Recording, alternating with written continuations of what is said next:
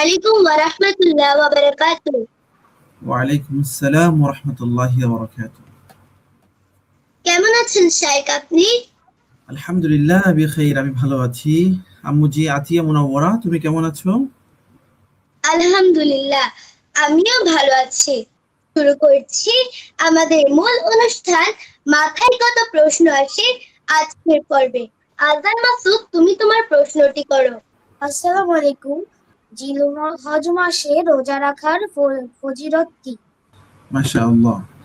আলহামদুলিল্লাহি রাব্বিল আলামিন ওয়াল আকিবাতু লিল মুত্তাকিন ওয়াস সালাতু ওয়াস সালামু আলা সাইয়্যিদিল আমবিয়াই ওয়াল মুরসালিন ওয়া আলা আলিহি ওয়া সাহবিহি আজমাইন ওয়া বা'দ। আলহামদুলিল্লাহ, আল্লাহ তাআলা শুকরিয়া, রব্বুল আলামিন আমাদেরকে আজকে এই চমৎকার একটি আয়োজনে একত্রিত হওয়ার তৌফিক দান করেছেন। জিলহজ মাসের যে প্রথম 10 দিন আছে, এই 10 দিন সম্পর্কে আল্লাহ সুবহানাহু ওয়া তাআলা এবং আমাদের প্রিয় নবী মুহাম্মদ রাসূলুল্লাহ সাল্লাল্লাহু আলাইহি ওয়াসাল্লাম অনেক ফজিলত বর্ণনা করেছেন। আল কোরআনের মধ্যে বলেই দিয়েছেন, বা'দা আউযু বিল্লাহি মিনাশ শাইতানির রাজীম, ওয়াল ফাজরি ওয়া লায়ালিন আশর ওয়াশ শাফঈ ওয়াল ওয়াতর। সূরাতুল ফজরের মধ্যে এই যে আয়াত, আল্লাহ তাআলা এখানে বলছেন ওয়া লায়ালিন আশর, 10 রাতের কসম।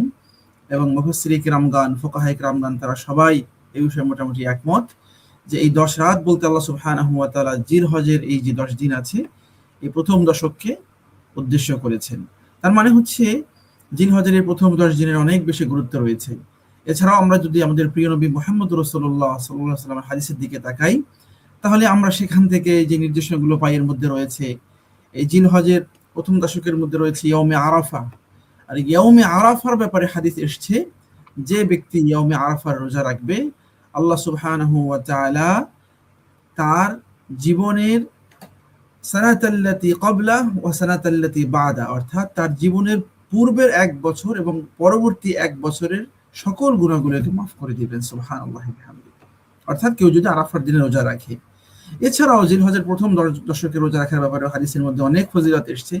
কেউ যদি 10 দিন রোজা রাখে এবং যারা কুরবানির নিয়ত করবে, তারা যদি আবার এই 10 দিনে কিছু বিশেষ আমল করে, বিশেষ করে তারা যদি তাদের হাত পা নখগুলো তারা কাটা বন্ধ রাখে, চাঁদ ওঠা থেকে শুরু করে কুরবানি করা পর্যন্ত, আল্লাহ তাআলা তাদেরকেও, যারা হাজ্জি রব্বুল আলামিনের ঘরে হজের জন্য গিয়ে লব্বাইক বলে আল্লাহ দরবারে হাজিরা দেন, তাদের মতো করে সম্মান দান করবেন, এরকম বর্ণনাও হাদিসের মধ্যে এসেছে। তার মানে হচ্ছে জিলহজের প্রথম দশকে যারা এই আমলগুলো করবে, আল্লাহ রাব্বুল আলামিন তাদের গুনাহ মাফ করার জন্য, তাদের সম্মান বৃদ্ধি করার জন্য অনেক অনেক বেশি ফজিলতের সংবাদ আমাদেরকে দিয়েছে।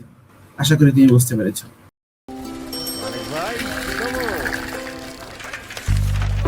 না, নতুন কোনো খবর নাই, সব সেম সেম।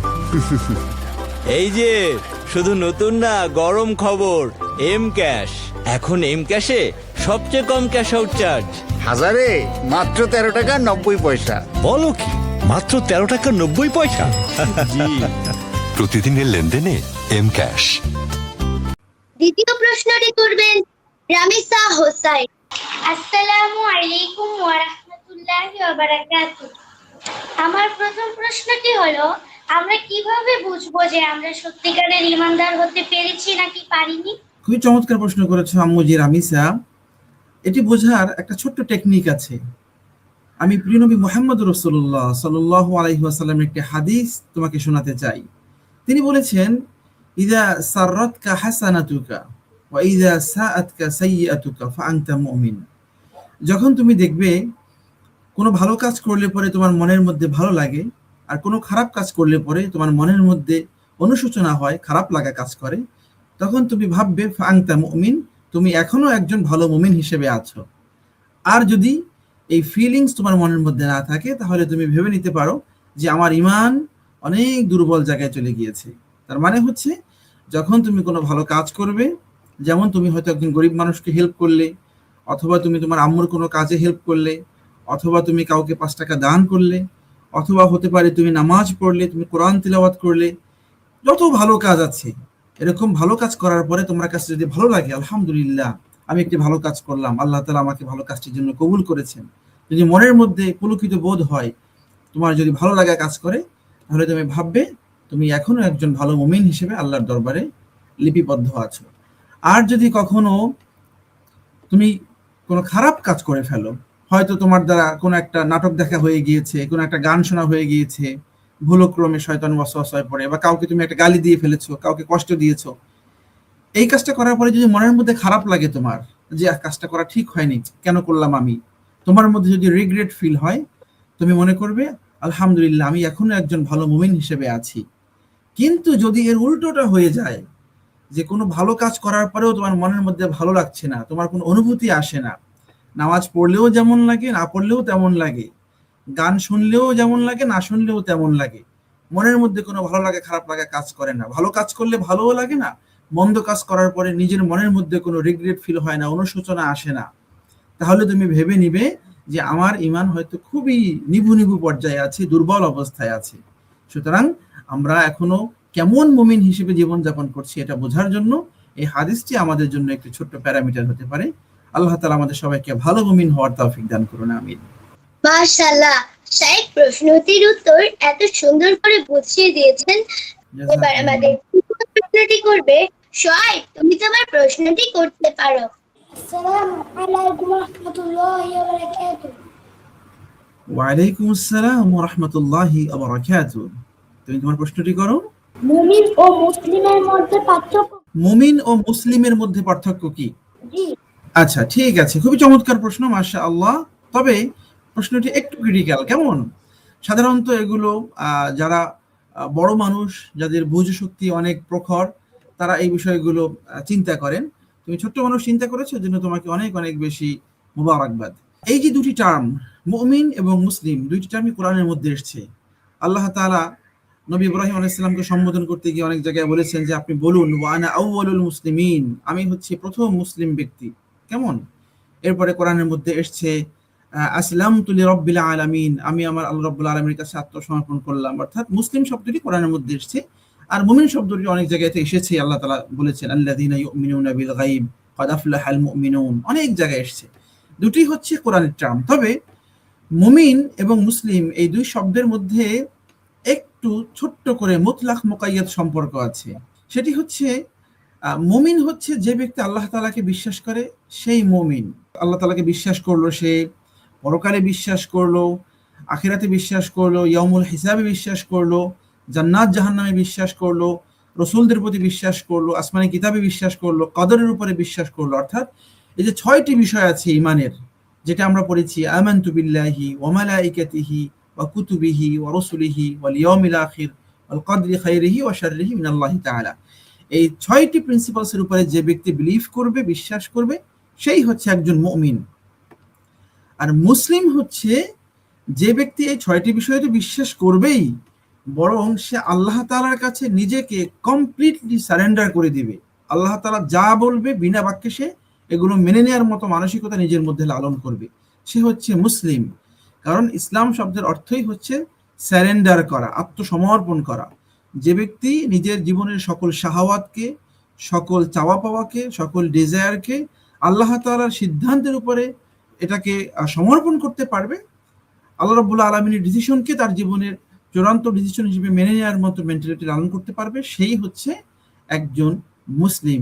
আল্লাহ তাআলা আমাদেরকে এটাই বলেছেন লা তামুতুন্না ইল্লা ওয়া আনতুম মুসলিমুন, তোমরা আল্লাহ তাআলার কাছে কমপ্লিট সারেন্ডার না করে মৃত্যুবরণ করিও না, তোমরা ভালো মুসলিম না হয়ে মৃত্যুবরণ করো না। তার মানে হচ্ছে মুমিন এবং মুসলিম শব্দ দুটি একে অপরের পরিপূরক।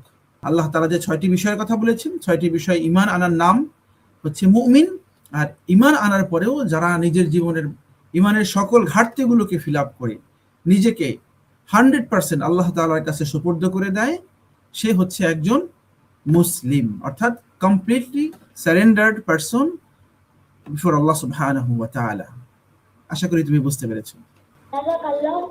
ধন্যবাদ শাইখ প্রশ্নটি এত সুন্দর করে বুঝিয়ে দেওয়ার জন্য। আজান, তুমি তোমার দ্বিতীয় প্রশ্নটি করতে পারো। আমার দ্বিতীয় প্রশ্ন হলো, ঋণ থাকলে কি কোরবানি দেওয়া যাবে? ঋণ থাকলে কোরবানি দেওয়া যাবে কিনা? মাশাআল্লাহ, খুবই চমৎকার প্রশ্ন। সাধারণ যে ঋণ আছে, অর্থাৎ যেই ঋণের কারণে মানুষকে ঋণী বলা হয়, যদি এমন কোনো ঋণ থাকে সে যদি মিনাল গারিমিন হয়, তাহলে তার উপরে কোরবানি ওয়াজিব নয়। যেমন মনে করো এই মুহূর্তে আমার কাছে কোনো টাকা পয়সা নেই, কিন্তু আমি 50,000 টাকা ঋণ রয়েছি, তার মানে আমি সত্যিকার অর্থেই একজন ঋণী মানুষ, ঋণগ্রস্ত মানুষ, আমার উপরে কোরবানি ওয়াজিব নয়। এরকম যদি কেউ ঋণ থাকেন, তার উপরে কোরবানি দেওয়া ওয়াজিব নয়। কিন্তু আমাদের সমাজে কোরবানিকে ফাঁকি দেওয়ার জন্য, কোরবানি থেকে অজুহাত দিয়ে পার পাওয়ার জন্য অনেকে আরেক ধরনের ঋণের কথা বলে। সেটি কি জানো? সেটি হচ্ছে, মনে করো সে নিজে একটা বড় ব্যবসা প্রতিষ্ঠানের মালিক, তার কাছে এই মুহূর্তে 20 লক্ষ টাকা আছে, কিন্তু ব্যবসা পরিচালনা করতে গিয়ে সে ব্যাংক থেকে মনে করে 5 লক্ষ টাকা লোন এনে রেখেছে। তখন সে বলে যে আমিও তো ঋণী ব্যাংকের কাছে, কারণ আমার ঋণ আনা আছে। কিন্তু হিসেব করতে হবে, সে ঋণ আনা আছে 5 লক্ষ টাকা, কিন্তু তার কাছে ক্যাপিটাল আছে 20 লক্ষ টাকা। তো যদি 5 লক্ষ টাকা বাদ দেওয়া হয়, তারপরেও তো 15 লক্ষ টাকা তার কাছে থাকে। তার মানে হচ্ছে সে নিসাব পরিমাণ সম্পদের মালিক, তাকে কুরবানি দিতে হবে। অর্থাৎ আমাদের কথার সামারি হচ্ছে এই, যে ব্যক্তি সত্যিকার অর্থে ঋণী তার উপরে কুরবানি ওয়াজিব নয়। কিন্তু আমরা অনেকে দেখা যায় ব্যবসায়িক সিস্টেমের কারণে, অর্থাৎ বাংলাদেশের যে ট্রানজাকশন সিস্টেম, লেনদেনের যে সিস্টেম, এটার কারণে অনেকে ব্যাংক থেকে আমরা লোন এনে থাকি বা বিভিন্ন ধরনের ঋণের ট্রানজাকশন করে থাকি, যেটা প্রকৃতপক্ষে ঋণ নয়, ওটা হচ্ছে ব্যবসায়ের একটা অংশ হিসেবে ঋণ দেখাতে হয় অনেক ক্ষেত্রে। এরকম যদি হয়ে থাকে, তাহলে ওই ব্যক্তিকে ঋণগ্রস্ত হিসেবে ধরা হবে না এবং তার উপরে কোরবানি ওয়াজিব হবে।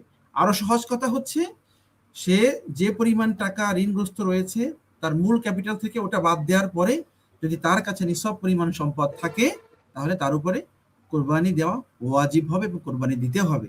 যদি সে কোরবানি না দেয়, ফাঁকি দেওয়ার চেষ্টা করে, রাসূল কারীম সাল্লাল্লাহু আলাইহি ওয়াসাল্লাম তিনি বলছেন, মান লাহু সাআ ওয়া লাম ইউদাহ ফালা ইয়াকরিবান্না মুসাল্লানা। তোমাদের মধ্যে যেই ব্যক্তির সামর্থ্য আছে কোরবানি দেওয়ার, কিন্তু সে কৃপণতা করতে গিয়ে বা আল্লাহকে ফাঁকি দিতে গিয়ে কোরবানি দিল না, কোরবানি করলো না, সে যেন আমাদের ঈদগাহের ধারে কাছেও না আসে। ইয়াদু বিল্লাহ।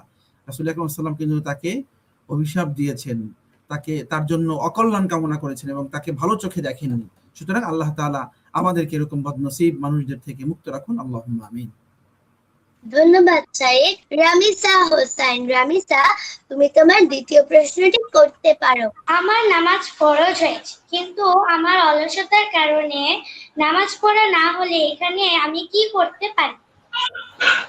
মাশাআল্লাহ, মাশাআল্লাহ, খুবই গুরুত্বপূর্ণ প্রশ্ন। আল্লাহ রাসূল সাল্লাল্লাহু আলাইহি ওয়াসাল্লাম তিনি বলছেন, মুরু আওলাদাকুম বিস-সালাত ওয়া হুম আবনাউ 7 সিনিন আদরিবুহুম ওয়া হুম 10 সিনিন। তোমাদের সন্তানদেরকে তোমরা নামাজের আদেশ দাও যখন তাদের বয়স 7 বছর, আর যখন তাদের বয়স 10 বছর, তখন যদি তারা নামাজ না পড়তে চায়, প্রয়োজনে তাদেরকে তোমরা পানিশমেন্টও দিতে পারবে, কিন্তু নামাজ তাকে পড়তেই হবে। তো যদি আমাদের এমন হয়, আমি বুঝতে পেরেছি আমার উপরে নামাজ ফরজ হয়েছে, কিন্তু অলসতার কারণে আমি নামাজ পড়ছি না, গাফলতির কারণে, শয়তানের ওয়াসওয়াসার কারণে নামাজ পড়ছি না, নিঃসন্দেহে তাকে গুনাহগার হতে হবে। তবে আমাদের মনে রাখা উচিত, নামাজকে আমরা যেন শুধুমাত্র একটি নিছক ইবাদত মনে না করি, যে নামাজ হচ্ছে একটা জাস্ট রিচুয়াল, আমি দাঁড়ালাম নামাজে, একটু রুকু করলাম, সিজদা করলাম, নামাজ হয়ে গেল না। নামাজকে তুমি এভাবে করে চিন্তা করো যে নামাজ হচ্ছে আমি আমার আল্লাহ তাআলার সাথে কথোপকথনের একটা মাধ্যম এবং সর্বশ্রেষ্ঠ মাধ্যম। যে নামাজের মধ্যে আমি আল্লাহর কালাম কোরআন তিলাওয়াত করছি, নামাজের মধ্যে আমি আমার রবের কাছে তার কুদরতি পায়ে লুটিয়ে পড়ে শুকর আদায় করার সুযোগ পাচ্ছি, নামাজের মধ্য দিয়ে আমি আমার জীবনে ডিসিপ্লিন ফেরাতে পারছি, নামাজের মধ্যে দিয়ে আমি টাইম ম্যানেজমেন্ট শিখছি, নামাজের মধ্য দিয়ে আমি আমার পুরো জীবনকে আল্লাহ তাআলার জন্য সঁপে দেওয়ার একটা সুযোগ পাচ্ছি।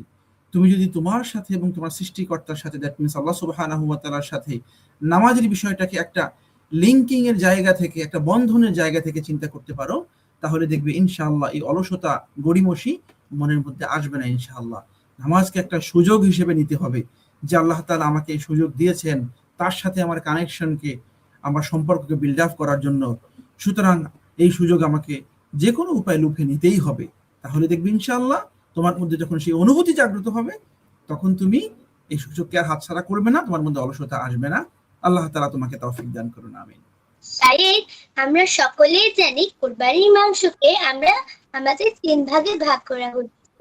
এবার আমার প্রশ্ন হলো, আমি যদি আমার আত্মীয় স্বজন, গরিব দুঃখীদের মাংস দিয়ে আমি যদি আমার নিজের ভাগটুকু সংরক্ষণ করি, এটা কি গুনাহ?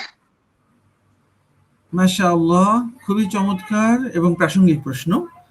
এবং যেহেতু কুরবানি আর মাত্র সপ্তাহখানেক পরেই, সুতরাং এটি আমাদের সবার জানা উচিত। দেখো, ইসলাম আমাদের উপরে যে বিধানগুলো দিয়েছে এই বিধানগুলোর ক্ষেত্রে অনেক ফ্লেক্সিবিলিটিও রয়েছে। অর্থাৎ আল্লাহ তাআলা তিনি মূলত মানুষের মনটা দেখতে চান যে আমি যে কাজটি তোমাকে আদেশ করছি তুমি সেই আদেশ পালন করতে সদিচ্ছা পোষণ করো কিনা। যার কারণে আল্লাহ তাআলা তিনি বলছেন লা ইয়ানালুল্লাহা লুহুমুহা ওয়ালা দিমাউহা ওয়ালাকিন ইয়ানালুহুত তাকওয়া মিনকুম। তোমরা যে কুরবানির পশুগুলো কুরবানি দাও, তোমাদের গরু, তোমাদের মহিষ, ভেড়া, দুম্বা, ছাগল, বকরি, আল্লাহ তাআলা তোমাদের এই কুরবানির মাংসগুলো খেতে চান না, এগুলো তিনি নেন না। ওয়ালা দিমাউহা, এগুলোর যে রক্তগুলো আছে সেগুলো নেওয়াও রব্বুল আলামিনের উদ্দেশ্য নয়। ওয়ালাকিন ইয়ানালুহুত তাকওয়া মিনকুম, বরং আল্লাহ তাআলার দেখা উদ্দেশ্য এটা যে কুরবানির মাধ্যমে তোমাদের মধ্যে কারা নিজেদের মনের মধ্যে তাকওয়াকে জাগ্রত করতে পারলে, আল্লাহর সন্তুষ্টিকে কে তোমরা প্রাধান্য দিতে পারলে, স্যাক্রিফাইস করতে কে শিখলে, এটি দেখাই মূলত আল্লাহ তাআলার ইন্টেনশন এবং তার উদ্দেশ্য, মহান উদ্দেশ্য। সুতরাং কোরবানির সুন্নাহ হচ্ছে আমরা যখন কোরবানি দিব, দেওয়ার পরে কোরবানির যে মাংসগুলো আছে, মাযহাবুল হানাফিয়াতে যদিও এটাকে ওয়াজিব বলা হয়েছে, অন্যান্য মাযহাবে এটাকে সুন্নাহ বলা হয়েছে, যে কোরবানির মাংসগুলোকে 3 ভাগ করে, 1 ভাগ নিজের ফ্যামিলির জন্য, আর 1 ভাগ আত্মীয় স্বজনের জন্য, আর 1 ভাগ হচ্ছে যারা পাড়া প্রতিবেশী আছে, গরিব মিসকিন আছে, তাদের মাঝে বন্টন করে দেওয়ার জন্য বলা হয়েছে। তো কেউ যদি আত্মীয় স্বজনের ভাগটাও সম্পূর্ণ করে বন্টন করে দিয়ে দেয়, যারা গরিব মিসকিন আছে তাদের অংশটাও সুন্দর করে বন্টন করে দিয়ে দেয়, আর নিজের অংশটা সে রেখে দেয়, যে আমি এখন রেখে দিলাম, হয়তো আমি 5 দিন পরে খাবো, অথবা আমি আরো পরে খাবো, নিজেরটা যদি সে সংরক্ষণ করে রেখে দেয়, এতে শরিয়াতের কোনো ধরনের কোনো অসুবিধা নেই। কেমন? বরং আমাদের সমাজে অনেক ক্ষেত্রে দেখা যায় অনেকে এই 3 ভাগও করে না, দেখা যায় কোরবানি দেওয়ার পরে জাস্ট সে নিজের মন মতো করে কিছু গোস্ত মাংস আলাদা করে গরিব মিসকিনকে কিছু দিয়ে দেয়, আবার কিছু দেখা যায় আত্মীয় স্বজনকে দিয়ে দেয়, বাকিটা সব নিজে ফ্রিজে রেখে দেয়, যেটা দিয়ে আমি মোটামুটি সারা বছর আর গরুর মাংস হয়তো কিনলাম না, আমি এটা দিয়ে সারা বছর আমার ফ্যামিলি মেনটেন করব। এই ধরনের ইন্টেনশন থাকাটা উচিত নয়। হ্যাঁ, এটা করলে পরে যে কোরবানি হবে না ব্যাপারটা তেমন নয়, তবে কোরবানির যে এসেন্স তার সাথে এই ধরনের আচরণ বা এই ধরনের বিহেভিয়ার এটা যায় না। কেমন? বরং আমাদের মনে রাখা উচিত যে আমি তো জাস্ট ছোট্ট একটা গরু কুরবানি দিচ্ছি, কিন্তু এই কুরবানির সুন্নাহ যার মাধ্যমে এসেছে, নবী ইব্রাহিম আলাইহিস সালাতু ওয়াস সালাম, তিনি তো নিজ সন্তানকে আল্লাহ তাআলার জন্য স্যাক্রিফাইস করার জন্য গিয়েছিলেন। সেই তুলনায় তো আমরা সেই স্যাক্রিফাইস করা লাগছে না, আমরা জাস্ট কিছু টাকা পয়সা স্যাক্রিফাইস করছি। সুতরাং কখনোই যেন আমাদের কোরবানির উদ্দেশ্য আমাদের নিজেদের ভোগ বিলাস না হয়, বরং আমরা যেন পারতপক্ষে যত বেশি মানুষকে দেওয়া, মানুষকে একটু খাওয়ানো, বা কোরবানি উপলক্ষে গরিব দুঃখীদের সাথে ঈদকে ভাগাভাগি করে নেওয়ার যে আনন্দ, এটি যেন আমরা ওন করতে শিখি ইনশাআল্লাহ। কিন্তু দুঃখজনকভাবে আমরা মাঝে মধ্যে খেয়াল করি, কুরবানির আগে দেখা যায় এই যে শোরুমগুলোতে, বিশেষ করে ইলেকট্রিক যে শোরুমগুলো আছে, সেখানে ফ্রিজের বেচা বা এই যে কি বলে সেল বেড়ে যায়। কারণ কি, কোরবানির আগে অনেকেই ডিপ ফ্রিজ কিনে, যে আমার কোরবানির গোশত জমাতে হবে, সংরক্ষণ করতে হবে। কেমন? এই ধরনের ইন্টেনশন গুলো কোরবানির এসেন্সের সাথে কিন্তু যায় না। আল্লাহ তাআলা আমাদের সবাইকে সঠিক বুঝদান করুন, আমিন। ধন্যবাদ সাইক, আমার প্রশ্নটি আমাদের সকলকে এবং আমাকে সুন্দরভাবে বুঝিয়ে দেওয়ার জন্য। এবারে আমাদের সর্বশেষ প্রশ্ন করবে সোহাইব, তুমি তোমার প্রশ্নটি করতে পারো। আমি জানতে চাই, মহান আল্লাহর কাছে সবচেয়ে প্রিয় ইবাদত কোনটি? মাশাআল্লাহ, মাশাআল্লাহ, খুবই চমৎকার প্রশ্ন করেছো ছোট্ট বন্ধু সোহাইব। তবে তোমাকে কথা দিতে হবে, আমি যখন উত্তর দিব তারপরে আমি যেই ইবাদতের কথা বলবো তুমি এটি বেশি বেশি করবে তো ইনশাআল্লাহ? ইনশাআল্লাহ। ইনশাআল্লাহ। তাহলে শোনো, আল্লাহ তাআলার কাছে সবথেকে প্রিয় ইবাদত কোনটি? হাদিসের মধ্যে কয়েকটি বর্ণনা এসেছে। রাসূল কারীম সাল্লাল্লাহু আলাইহি ওয়াসাল্লাম তিনি বলছেন, আফদালুল ইবাদাতি তিলাওয়াতুল কুরআন, উত্তম ইবাদতগুলোর মধ্যে একটি হচ্ছে কুরআন তিলাওয়াত করা। কেমন? আবার হাদিসের মধ্যে এটিও এসেছে যে আফদালুল ইবাদা তুতিআমুত তুআম, মানুষকে খাবার খাওয়ানো, গরিব মিসকিন মানুষদেরকে সহযোগিতা করা, যারা অভুক্ত মানুষ আছে তাদেরকে যতটুকু সম্ভব ততটুকু হেল্প করা, এটি একটি প্রিয় আমল। আবার হাদিসের মধ্যে এটিও এসেছে, আল্লাহ তাআলার কাছে সব থেকে প্রিয় আমল হচ্ছে আল্লাহ তাআলার কাছে সিজদা দেওয়া। কারণ অপর হাদিসের মধ্যে আল্লাহ সুবহানাহু ওয়া তাআলা নবী আমাদেরকে জানাচ্ছেন, আকরাবু মা ইয়াকুনুল আবদু ইলা রাব্বিহি ওয়া হুয়া সাজিদ, অর্থাৎ একজন বান্দা ওই সময় আল্লাহ তাআলার সব থেকে কাছাকাছি অবস্থানে থাকে যখন সে সিজদার মধ্যে থাকে। তার মানে হচ্ছে নামাজ। এজন্য আল্লাহ তাআলার কাছে অনেকগুলো প্রিয় আমল আছে, এর মধ্যে আমরা 3টা বললাম। নাম্বার 1 হচ্ছে কোরআন তিলাওয়াত, নাম্বার 2 হচ্ছে নামাজ। আর তুমি যদি নামাজ পড়ো, এর মধ্যে কোরআন তিলাওয়াত এবং নামাজ দুটি একসাথে আছে। এবং নামাজের মধ্যে আরো সবথেকে প্রিয় হচ্ছে আল্লাহকে বেশি বেশি সিজদা করা। আর 3 নম্বর হচ্ছে গরিব দুঃখী মানুষদেরকে খাবার দান করা, খাবার দেয়া। কেমন? এগুলো হচ্ছে আল্লাহ তাআলার কাছে প্রিয় আমল। আল্লাহ তাআলা তোমাকে এবং আমাদের সবাইকে আল্লাহ তাআলার প্রিয় আমলগুলো বেশি বেশি করার তৌফিক দান করুন। আল্লাহুম্মা আমিন। এতক্ষণ যারা আমাদের অনুষ্ঠানটি দেখছিলেন তাদের সবাইকে অসংখ্য অসংখ্য ধন্যবাদ। কৃতজ্ঞতা জানাচ্ছি শাইখকে শত ব্যস্ততার মাঝেও তার মূল্যবান সময় আমাদের দেওয়ার জন্য। প্রিয় শাইখ, আল্লাহর দরবারে আপনার দীর্ঘ নেক হায়াত ও সুস্থতা কামনা করছি। আমিন। ধন্যবাদ জানাচ্ছি আমাদের ছোটদের, যাদের প্রশ্নের মাধ্যমে আমরা নতুন কিছু জানার সুযোগ পেয়েছি। আগামী দিন আবারও দেখা হবে নতুন কিছু প্রশ্ন নিয়ে।